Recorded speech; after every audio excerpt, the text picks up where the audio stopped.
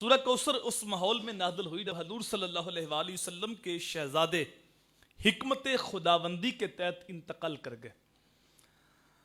तो हजूर सल्लल्लाहु अलैहि वसल्लम जब गुजरे तो कुफार ने वो मौका भी हाथ से ना जाने दिया और हजूर की मुखालफत में ज़बान दराजी करते हुए कहा कि माज़अल्लाह मोहम्मद अबतर हो गया। अबतर का माना जिसकी औलादे नूरीना ना हो, जिसकी नस्ल आगे ना चले, जो बेनिशान हो।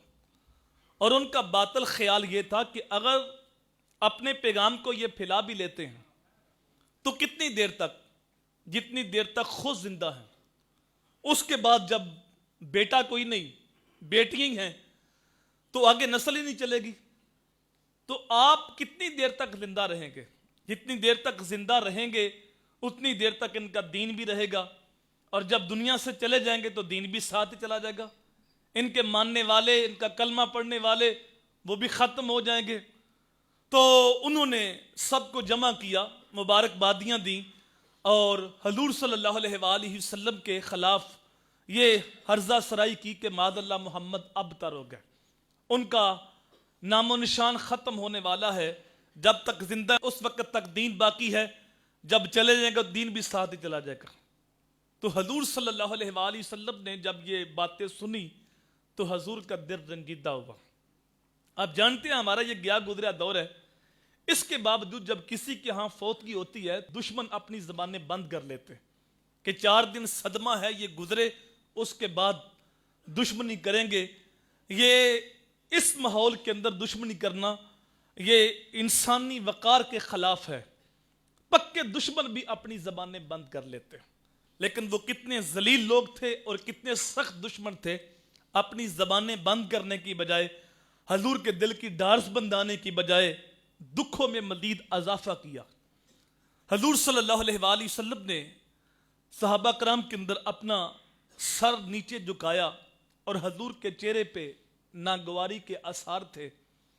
थोड़ी देर के बाद हजूर ने सर उठाया और हजूर मुस्करा रहे थे। तो सहाबा कराम ने अर्ज की, या रसूल अल्लाह मुस्कुराने की वजह क्या? तो हजूर ने फरमाया, अभी अभी मेरे पास जबरील अलैहिस्सलाम आए हैं और सूरह कौसर की तिलावत की है। इन्ना आतैना कल कौसर, बेशक महबूब हमने आपको खैर कसीर अता फरमाते। कौसर के बहुत सारी मानी उलमा ने बयान किए हैं। एक माना औलाद कसीर है। महबूब ये बदबख्त कहते हैं तेरी औलाद कोई नहीं, मैं खुदा कहता हूं कि तेरे जितनी किसी की औलाद नहीं। जितनी औलाद तेरी है इतनी किसी की नहीं है। अब जो लफ्ज़ कौसर है इसके इतने मानी अब तक उलमा ने लिखे हैं और क़यामत तक लिखे जाएंगे, लेकिन सूरह कौसर के हकीकी मानियों मतलब अल्लाह के अलावा कोई नहीं जानता। जो कुछ अल्लाह ताला ने अपने महबूब को अता किया, इसकी एक सादी सी मिसाल ले लें।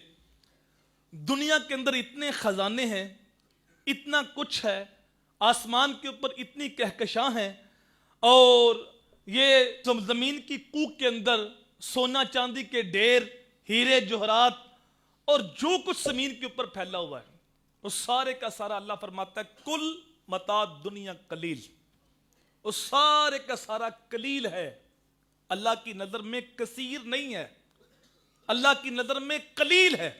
ये सारी दुनिया, एक बंदे की दौलत के बारे में लोग तबसरा करते हैं कि उसके पास इतनी दौलत है, अगर वो अपनी दौलत खोले तो मुल्क का कर्जा उतर जाए, अगर वो अपनी दौलत निकाले तो फलां मुश्किल हल हो जाए।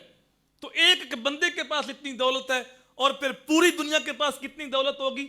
लेकिन वो सारी दौलत, सारी ये कोठियां, कारे, बंगले, हीरे जवाहरात, सोना चांदी के ढेर, अल्लाह फरमाता ये सारे का सारा अल्लाह की नजर में कलील है। ये सारी दुनिया कलील है और कलील के मुकाबले में कसीर आता है। कहा महबूब ये सारी दुनिया कलील है, हमने आपको कसीर नहीं, हमने आपको कौसर अता फरमा दिया। अब अल्लाह का जो कलील है वो हमारी समझ से बाहर है, और फिर कसीर कितना होगा और फिर कौसर कितना होगा? तो अल्लाह ने अपने महबूब को कौसर अता फरमाया।